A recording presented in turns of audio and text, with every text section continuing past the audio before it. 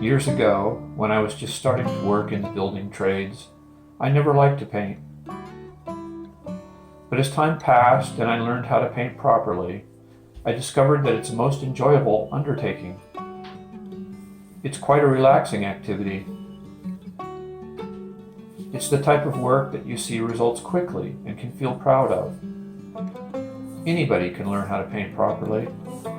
This video provides expert tips that will help you achieve top quality results.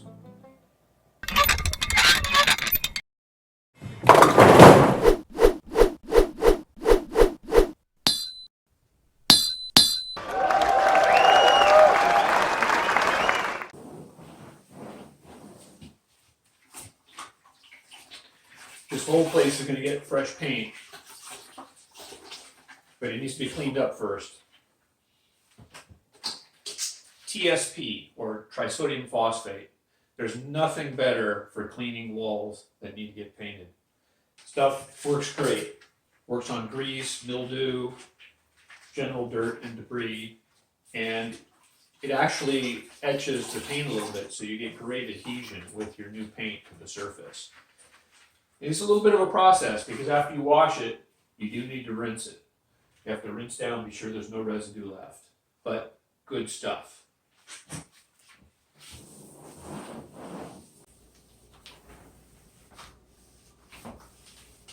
Wow, that's pretty dirty. That's why you wash before you paint.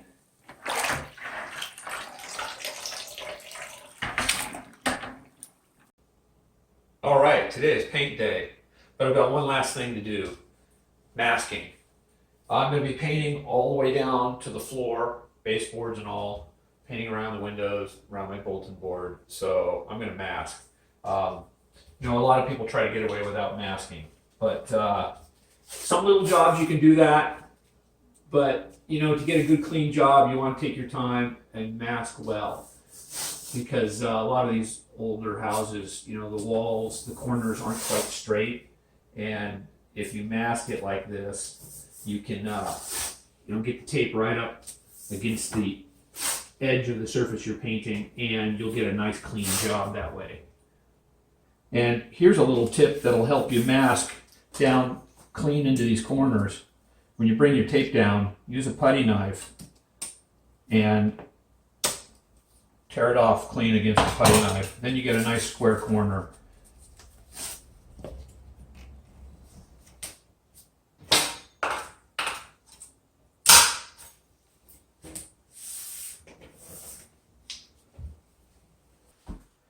I'm ready to paint. Before I get going though, here's a couple of pro tips for you. First, you want to have good quality tools. Spend the money, buy a good quality nylon paintbrush if you're painting with latex paints. A good quality brush, when you flex it, the bristles stay together and you get a nice line. They don't mash out. Then you want to prep your brush. Wet the brush. Work some water down into the heel of the brush, shake it out really well. Then you're ready to paint. That will make it so much easier to clean this brush when we need to. Otherwise, when the paint gets up into the dry brush, up into the heel, it's really hard to clean out. So prep the brush and you'll be ready to go. Here we go. Now, you cut in first. I know, there's people that don't, right? They roll the walls, then they cut the corners. The reason you cut in first, the brush and the roller leave two different textures. It's subtle, but they're different. The roller leaves a little bit of a stipple texture, an orange peel texture. And if you roll after you cut in, you can have that texture carry over really close to the corner of the wall. But if you roll first and then brush, you end up having flat brush marks that are wider, and that will show up under certain lighting conditions.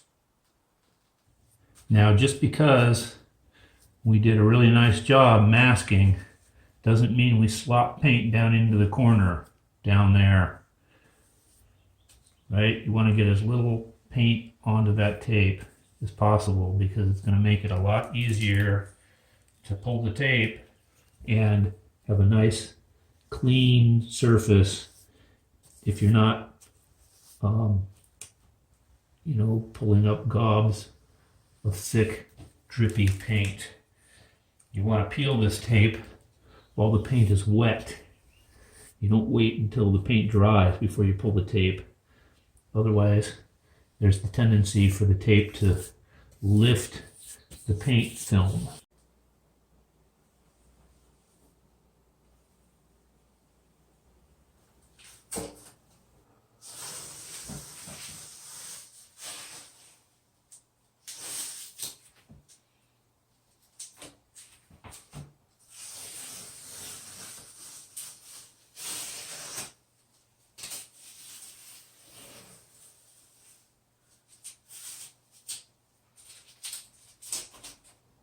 All right, I'm getting ready to roll the walls now. Defuzz your roller before you use it. Give it a good rub down. Get any loose fuzz out of it. The better made rollers don't have a lot, but there's always some. You can take a little of your painter's tape and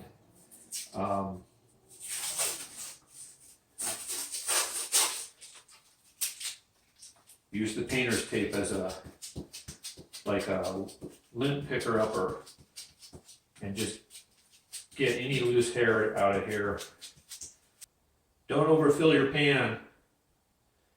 So much easier to be able to work from a pan that is not like brimming over with paint. If you have a bigger room, you can get a larger pan.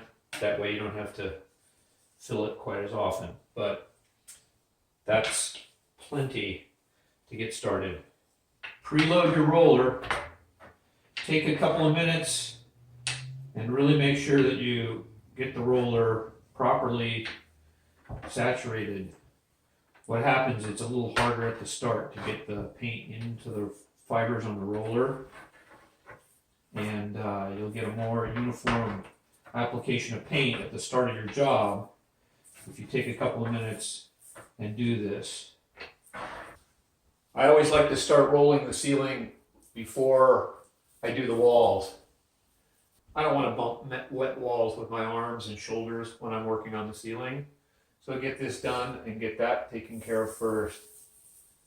Proper roller technique.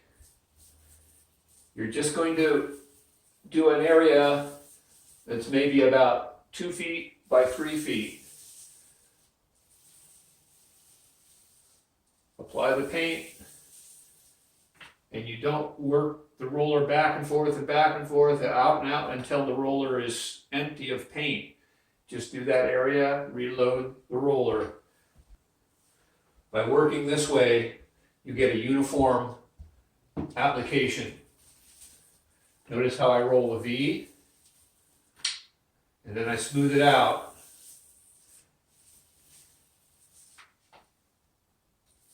And you can work wet into wet.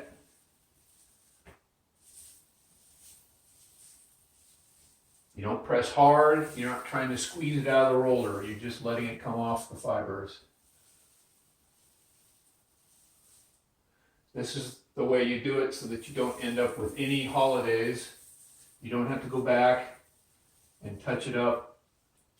I like to run along the wall.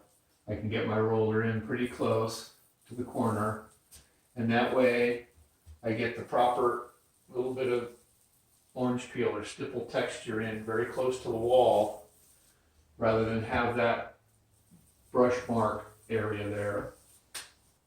My ceiling's done. Now to the walls.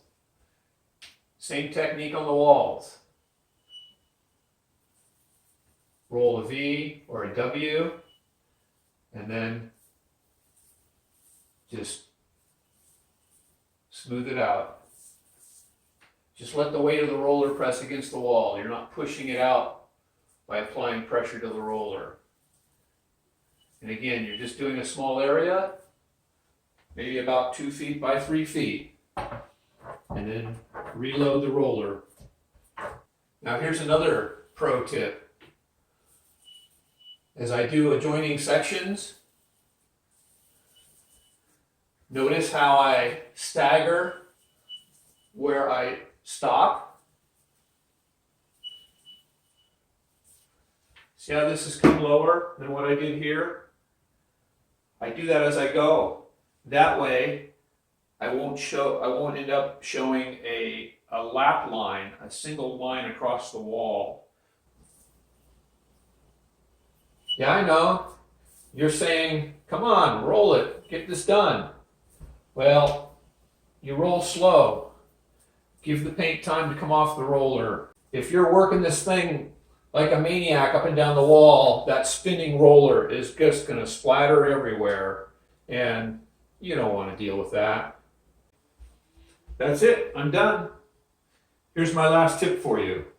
When you're done, leave the room, clean up, don't study the job, don't sit and watch the paint dry. It'll drive you nuts. As the paint dries, the sheen changes, the colors changes. It happens sort of unevenly throughout the room. You'll think you messed up. You'll think you missed spots. Don't give it any analyzing until the next day. Let it completely cure.